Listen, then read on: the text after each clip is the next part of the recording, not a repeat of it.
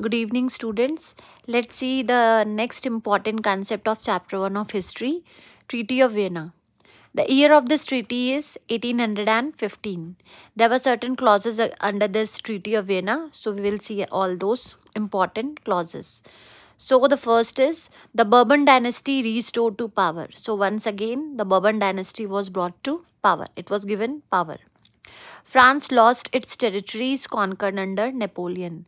So whatever territories France conquered under Napoleon, it lost all its territories. जितनी भी territories इसने Napoleon के time में कॉन्कर की थी, सारी की सारी फ्रांस की territories उसने क्या कर दी थी, lost कर दी थी.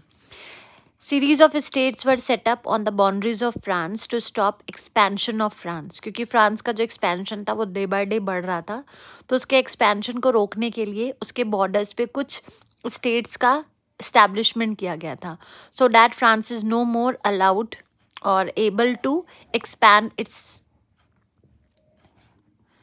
territory. तो उसके expansion को रोकने के लिए on its boundary series of states were set up.